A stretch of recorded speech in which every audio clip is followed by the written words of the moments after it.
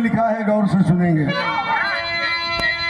गरीबों के दिल से गरीबी को पूछो, रात कटती तो दिन है गुजरता नहीं, लाख कोशिश करता जमाने में वो, वक्त से पेट उसका भरता नहीं।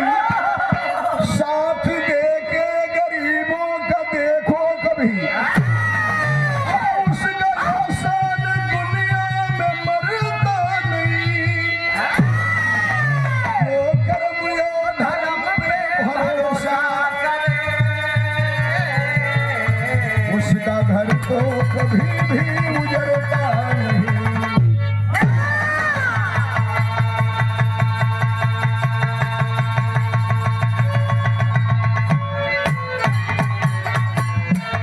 हर इंसान को मालिक बनाया है, मालिक ने कहीं कमी किया है, हमको आपको आपको सबको बनाया है, लेकिन इस धरती पर किसी को महान अमीर बना दिया है तो किसी को महागरीब बना दिया है।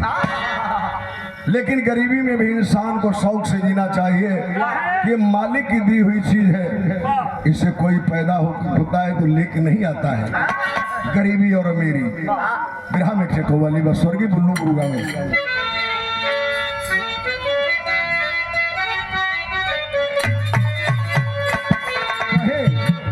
भर दे झोली, भर दे झोली मेरी आओ, तेरे दर्शी न जाऊंगा।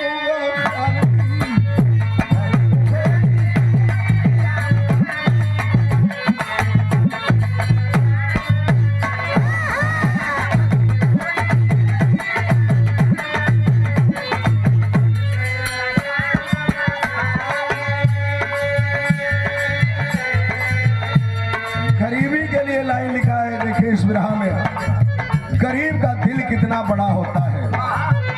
जो गरीबी गले से लगा के, जो गरीबी गले से लगा के अपने कर्मों पे जग में है जीता।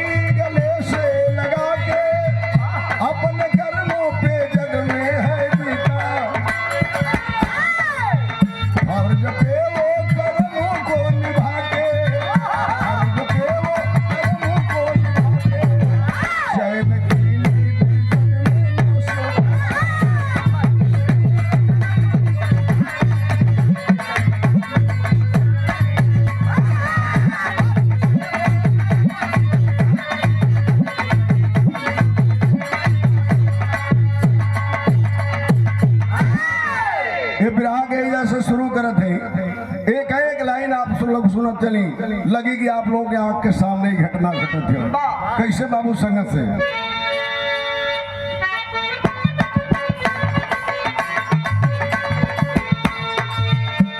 जहां में बड़े भाग्य से हंसाती जिंदगी,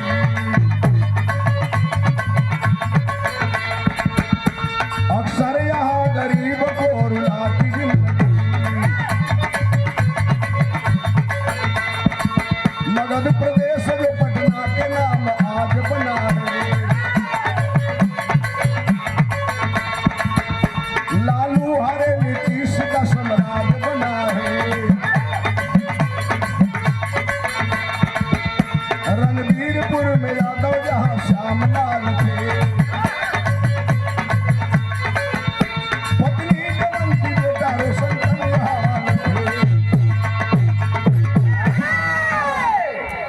पटना से 25 किलोमीटर पूरब जाएंगे, एक गांव है जो ना गांव का नाम बा रणबीरपुर, वही के रहे वाला श्याम लाल यादव, पत्नी का नाम देवंती देवी। 8 साल का एगो लड़का बा, 2 बीघा जमीन का कष्टकार हुआ, गाय भैंस रखले हुआ, यही से अपन परिवार का परवरिश करत हुआ, बड़ा मजे में जिंदगी चलत रहा। लेकिन मालिक का विधि का विधान बदलल हो पंचो। अचानक श्यामलाल की पत्नी बीमार पड़ी। लगला लोकल डॉक्टरन के दवाई करावत मेहरारू के तन का गहना बिक गई, गाय भैंस बिक गई। एगो बड़ डॉक्टर के पास ले गई, पटना में जांच किया। कहा श्यामलाल आपके बीवी को कैंसर हो गया है, बीवी को बचाना चाहते हैं तो लंबे पैसे का इंतजाम कीजिए और दिल्ली एम्स में चले जाइए, शायद आपकी बीवी बच जाए। जब इस बात को सुना है वो गरीब आदमी बाबू अपने इलाके के हर धनवान लोगों के पास गया, झोली फैलाया, साहब मेरी मदद कर दीजिए, हमार पत्नी बच जाई साहब, जियत जिंदगी सलामत रही, बार पाई पैसा चुका दे। लेकिन गरीब को कौन इस दुनिया में पूछने वाला है, कोई मदद नहीं किया।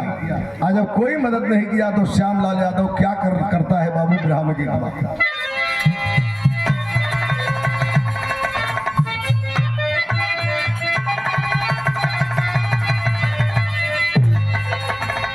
वह गीत के लाइन बा कि लिया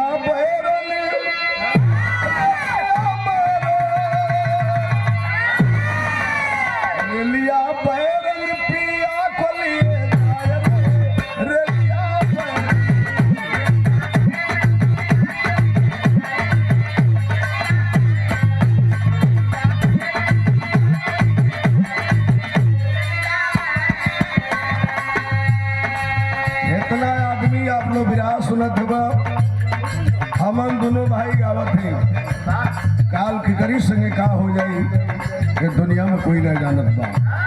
भाव लिखलन कवि जी, केहू ना जाने, केहू ना जाने, केहू ना जाने,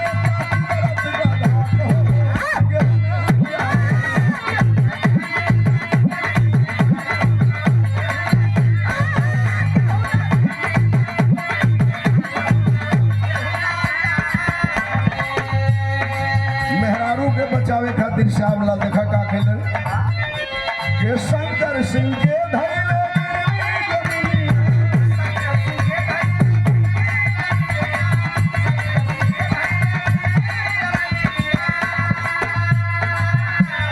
फिर भी बूटा गई घर की रोशनी।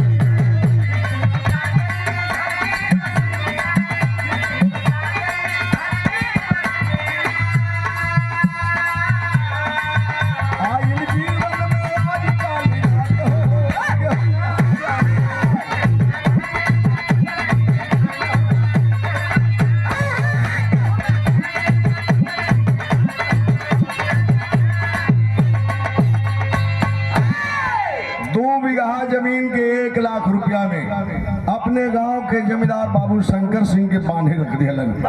बारे वो गरीब आदमी अपने रिश्तेदार को फोन किया, अपने रिश्तेदार के फोन कैला, हमार पत्नी बीमार बा, 1 लाख रुपया का इंतजाम करौले हैं, एम्स में भर्ती करा के जांच करा दो। कहा और रिश्तेदार आइए लेकर के हम जांच भर्ती करा देंगे। गरीब आदमी पटना से अपने 8 साल के बेटा को लिया, पत्नी को लिया, हो बिरहा सुनने वाला भाई लोग, ट्रेन से श्यामलाल गई ना दिल्ली। 8 रोज के बाद वो रिश्तेदार भर्ती कराया, 8 रोज उसमें भर्ती रही। सारे जांच में 95,000 रुपया श्यामलाल का लगा और सारे जांच का रिपोर्ट जब डॉक्टर के पास आया तो श्यामलाल को बुलाया और कहा कि आपके बीबी को चौथे स्टेप में कैंसर चला गया है, दुनिया में से कोई डॉक्टर बचा नहीं सकता है, ये मात्र 11 से 12 दिन के मेहमान है, ले जाइए सेवा सत्कार कीजिए। जब इस बात को सुना वह गरीब आदमी लेके वह गरीब आदमी पांव के नीचे जमीन खिसक गई, आ गई लंका में। 1 दिन बीते हो बिरहा सुने वाला श्यामलाल के 1 वर्ष के बराबर बीते। आखिर 12वां दिन आई जब दवंती के शरीर में बड़ी वेदना उठल, अपने पति के बुलौलस, अपने बेटा के बुलौलस।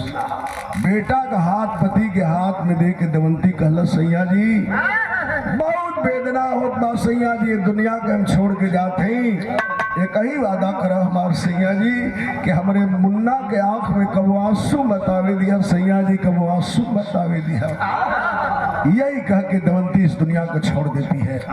आज माँ के लाश में चिहाड़े मार के छाती पीट के बेटा रो रहा है, पत्नी के लाश पे गिर के पति रो रहा है। शोर सुन के अड़ोस पड़ोस के लोग अला देखला मरल, लगला समझावे श्यामलाल के कार धर्म पत्नी इतने दिन साथ निभावे खातिर आई लहली, मालिक गई है मंजूर रहल जाए जब माफ कराओ, रोवा मती।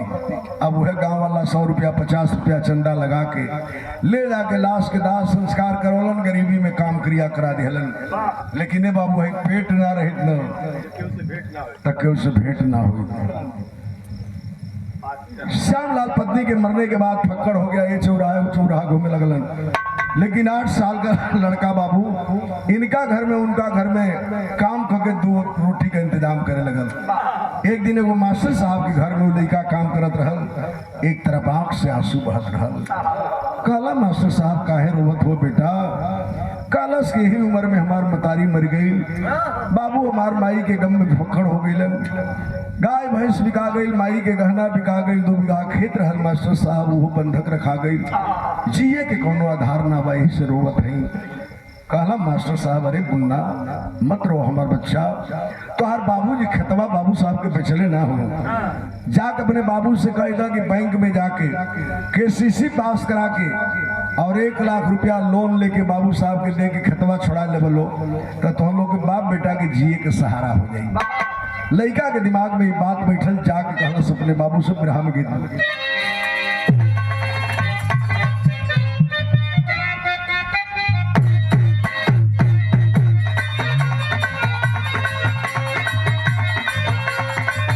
नारी के करन भरथरी होई गईले जोगिया रे होई गईले जोगिया हो राजपाट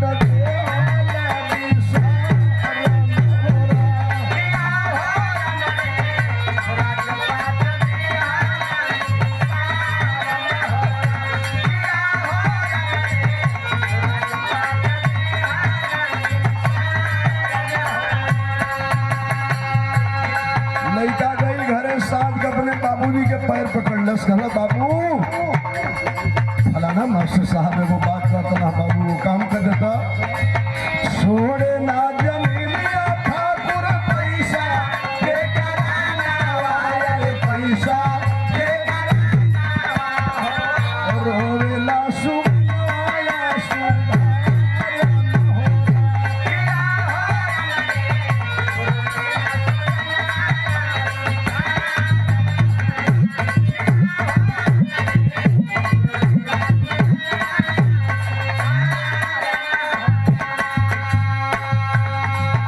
से बाबू कहिया लग हम फकड़ बन के सुना को काम करा क्रेडिट वाला जाके लोना कराना हो बाबू लोना हो कराना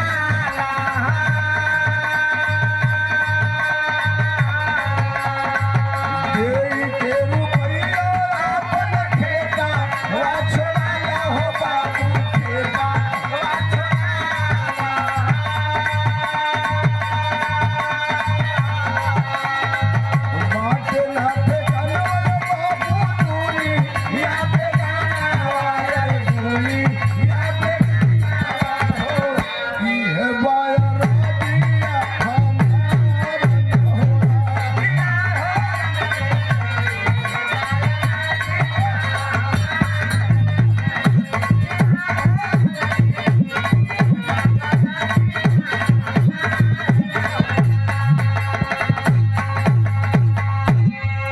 के बाबू बैंक से लोन ले लेता, खेतवा छोड़ा लेता, बाप बेटा खेती कर दी जा, जिए का सहारा हो जाए। खेती में जौन गेहूं धान जौन उपज देता अधिक होई बेच के धीरे धीरे पैसों जमा कर देती जा। श्यामलाल के दिमाग में बात बैठल हो गया। सुनने वाला भाई लोग एगो नेता के पकड़ना लेके बैंक पर लगना दौड़े, 15 दिन दौड़ना, कहना बैंक मैनेजर से केस है, बड़ा गरीब आदमी हमार बड़ी आवश्यकता बा 1 लाख रुपया लोन के, हमार लोनवा पास कर दो साहब, लोनवा पास कर दो। कहा बैंक मैनेजर की बाबा बहुत जल्दी होके, तो कहा अजुए कार लोनवा पास कर देंगे कि 1,20,000 रुपया का करो, 20,000 अगर कमीशन लगी मंजूर होके तो बोला। कहा हो गरीब आदमी कि साहब 20,000 कमीशन ले लीजिए, लेकिन हमारा लोन मंजूर कर दो, हमें 1 लाख रुपया का काम बा। कहा बैंक मैनेजर की जा बाबा कल 4:30 बजे बैंक में आई। 4:30 बजे? 4:30 बजे का मतलब कि जोना में बैंक वाला कमीशन ले लो तो के 12 बजे 1 बजे 2 बजे 3 बजे पेमेंट नहीं करेला। जब सगरी ग्राहक चल रही है तो 4:30 बजे बिहान पहले पहुंचलन है बुढ़ऊ श्यामलाल केबिन में बुलाया बैंक मैनेजर और 1 लाख रुपया दे दिया। कहा कि जाइए 1,20,000 के पास भइल बा। कल सरकार कोनो बात ना बा 1,20,000 के भइल बा हमके 1 लाख रुपया के जरूरत रहा तो जब नेतवा रहा हो के दलाली लेवे के रहा कॉलेज के तू जा हमके मत खोजा भाई हमार बड़ा काम बा शहर में। चल दिहला बुढ़ऊ बाबू अइलन रोड पर एगो टेम्पू अलावत रहल हाथ दे के बैठल जाए वही गाड़ी में। आधा किलोमीटर गई टेम्पू वाला एगो चौराहा पर रोक देलस। 1 घंटा घुमलो चौराहा पर घूम के आके टेम्पू को ड्राइवर कहलस हे बाबा सवारी मिलत उलत नहीं बा हम 20-22 किलोमीटर तो के अकेले लेके ना जाए हमारी टेम्पू से उतर। सोचे लगल श्यामलाल के जमाना जो खराब बा 1 लाख रुपया ले ले है। उतर गया टेम्पू से कहना चला भाई रोड छोड़ के तिरकट है गावन पड़े जाए 12 बजे अपने घरे पहुंचा। चल दिया वह गरीब आदमी लेकिन किस्मत उसको कहाँ ले जा रही है। बिरहा में गीत बदल गए।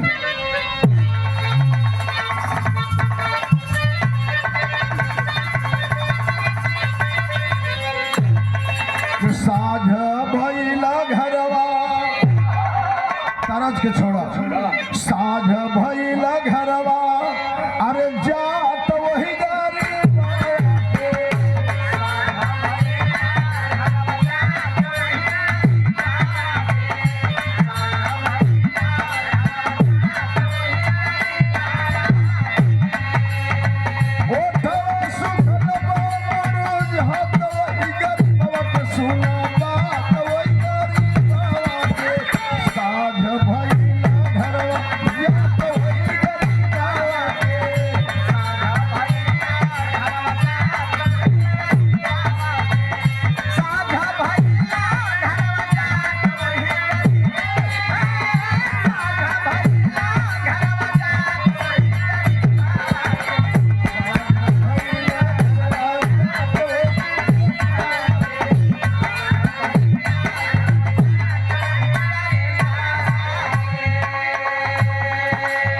दिसंबर का महीना रहल हो बिरहा सुने वाला भाई लोग साझ हो गई रहा। 5 किलोमीटर गई रहला तो एगो गाँव पड़ल गाँव पड़ल राधे श्याम भैया का देखल श्यामलाल राड ट्यूबलाइट जरत रहे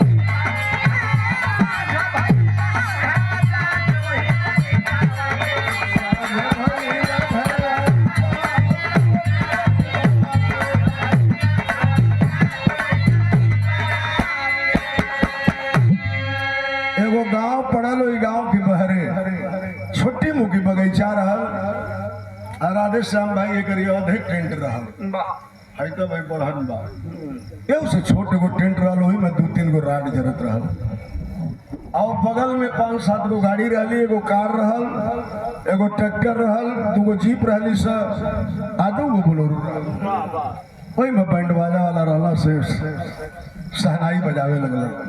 श्यामलाल समझ गया कि कोई के घरे बारात आइल बा तो कहला कि 1 लाख रुपया ले ले है का एने ओने जाई रास्ता जमाना जो खराब हो काहे नहीं बरतिया में ठहर जाई 1 पत्तल भात खाई रात के सूत जाई सवेरे पैसा सुरक्षित लेके चली जाई। यह सोच के रुक गया तौले सहनाई बजा धीरे धीरे दुल्हा का गाड़ी आगे आ गई और चल गई बेटी वाला के द्वार पर। लड़का जाके द्वार पूजा पर बैठल। श्यामलाल सोचल कि भाई भोजन वोजन तो होत ना बा, तो चला तो इन द्वार पूजवे देख ली। गैला है द्वार पूजा देखे तो का देखा था द्वार पर बाबू,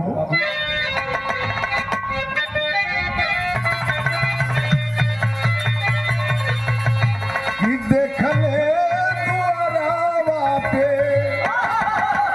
ये बाबू होत बा जगरावा हो, देखले मनवा में करे लगी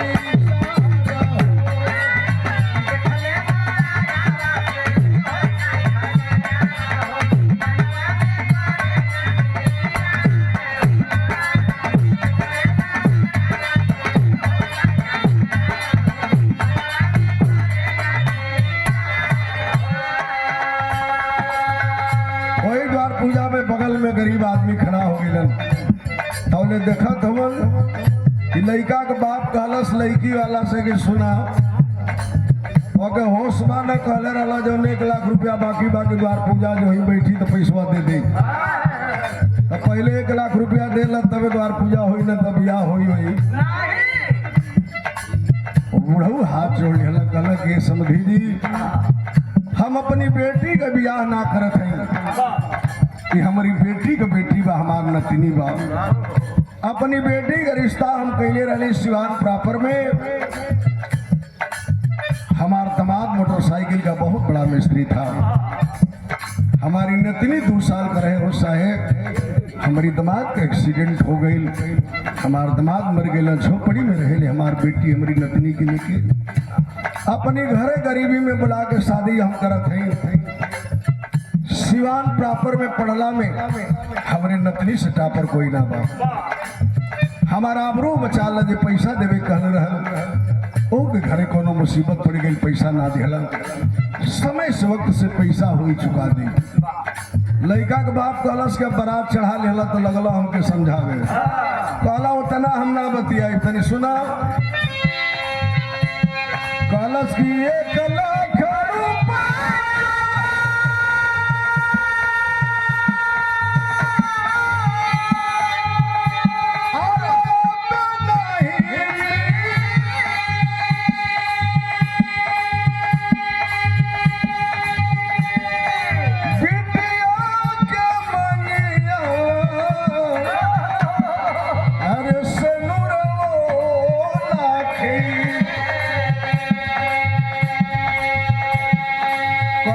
देवा कि ना देवा। कल हाथ जोड़ के ये वक्त पर ना दे पाई। लड़का के बाप अपने बेटा को बाहें पकड़लस, कहा चल उठ बेटा शादी नहीं करेंगे। लड़का को उठा के लेके सामियाना में चल गए। शोर मचावे लगा लोग बाप। बराती के लोग चला गाड़ी में बैठा, घरे चला बियाह ना कर। बिट्टी हाल 4 महीने पंचो पौआ में गिरियो गईले। बिट्टी हाल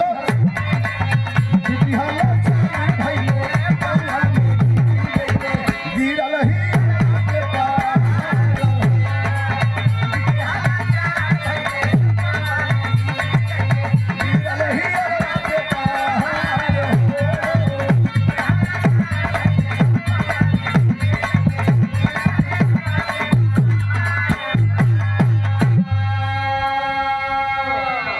जब तोहार बनल रही राधे श्याम भाई ने तो दुनिया कही कि बहुत बढ़िया बहुत बढ़िया। बिगड़ जला तो दौरो दे आज मजा लेला। आज वो गरीब के द्वार से जब बारात जाए लगल हित नाथ सब बैठल मन मार के दर्द याद अपने अपने घरे चल गया। बारात जात है जहाँ सहनाई बजत रहा वहाँ मातम छा गई। बरतिया जाए लगल हो पंचे। श्यामलाल गरीब आदमी वही बगल में खड़ा था। कहा कि मालिक हमें तो बड़ी गरीबी आपने दिया है, लेकिन कोई बेटी हमको नहीं दिया है मालिक। सोचत हो वही जा बिरहा के शैली में वो जमाना रहा आचार्य जी कहीं बेचन भाई को पचरा स्वर्गीय बेचन भैया का बड़ा बढ़िया गाना। लेकिन सुनो हम बताओ तो नहीं बुल्लू चाचा कैसे टेरी का है। उस समय रेडियो का जमाना रहा, प्रसारण हो जाए सुबह 8:20 पर बोले से कि 2:20 पर बल्लू यादव की बिरहा आएगी महमूदगंज वाराणसी से। राधे श्याम भैया उस जमाना रहा पर रेडियो लेके 100 लोग 50 लोग बैठ जा तो वही में उठेरी कहे कि सौरिया वो नैनों में सवरी, वो नैनों में पृथ्वीराज बस गई, शक्ति बस में भूषण दिल्ली की फिरता, नैनों में पृथ्वीराज बस गई।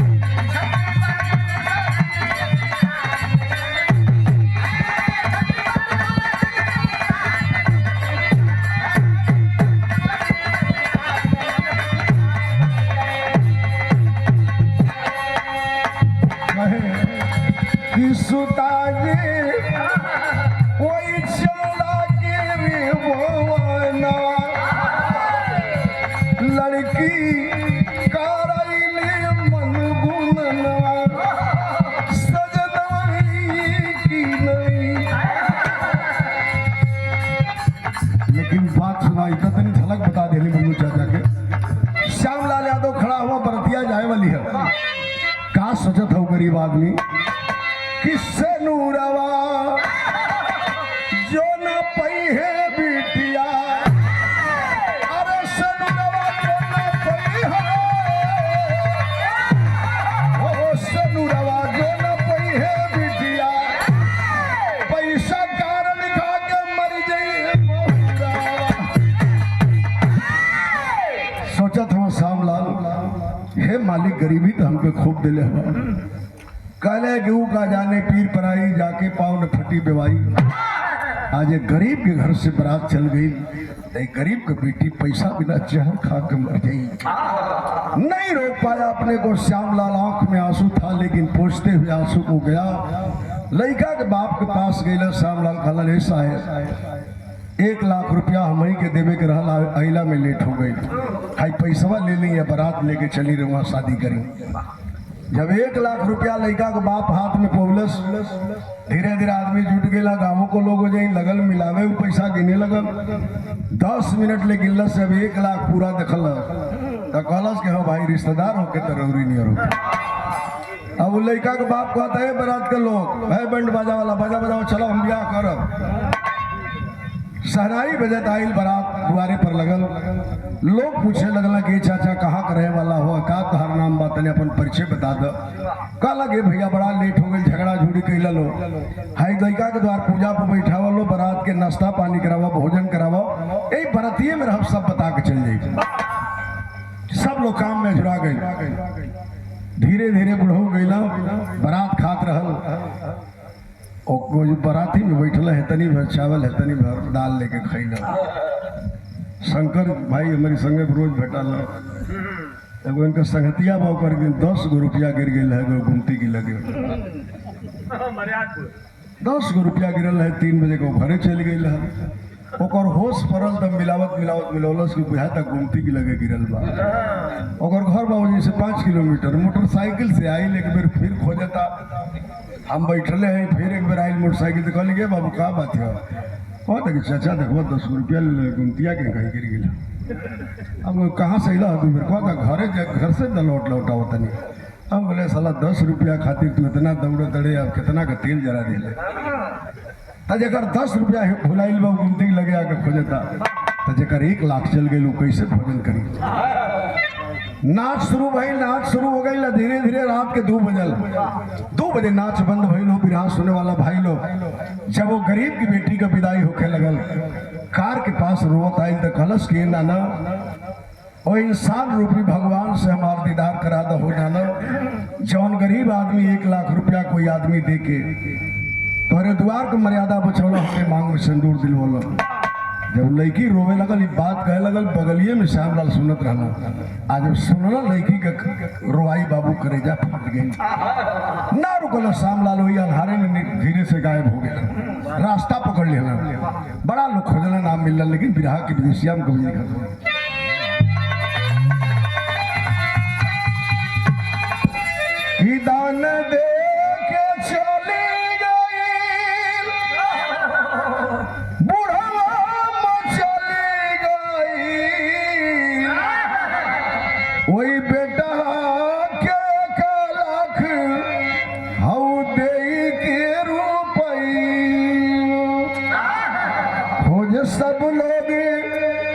कहवा दानवीर करण गईले भोरवा में होते बाटे वही बेटी के विदैया।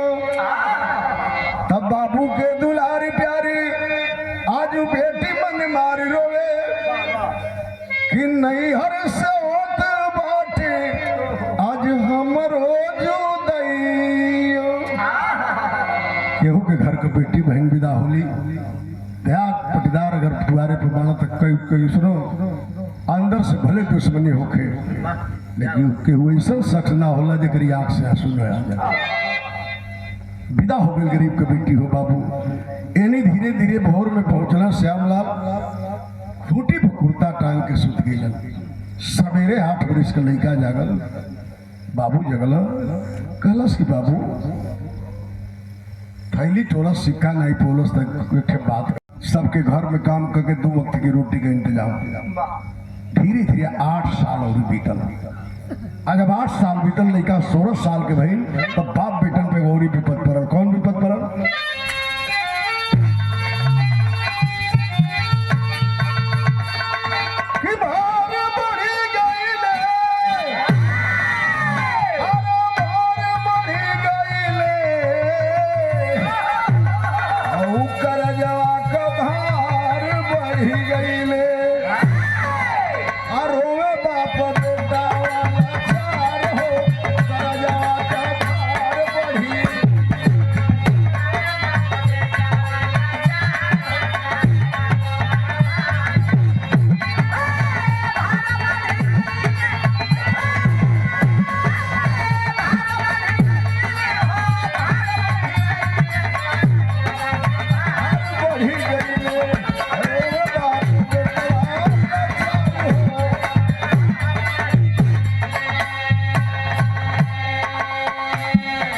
श्यामलाल 1,20,000 का लोनवा लेने रहा।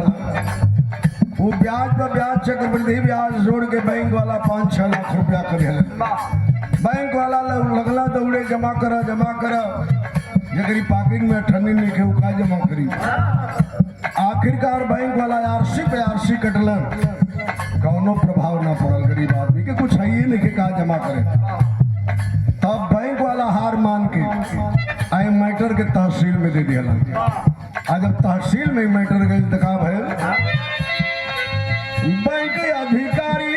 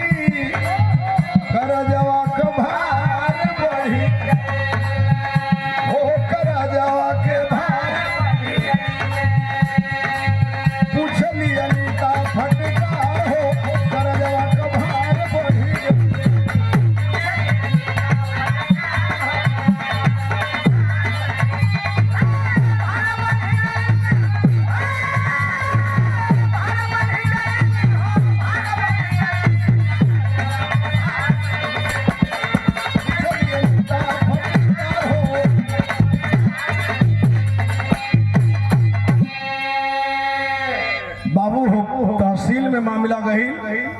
एसडीएम के आदेश पर पुलिस के जवान जीप लेके गईला। खोजत एगो चौराहा पर श्यामलाल के पा गईलन। बाह पकड़ के वो गरीब आदमी के जीप में बैठा लेके चल दिया तहसील के तरफ। तौले कोनो मनई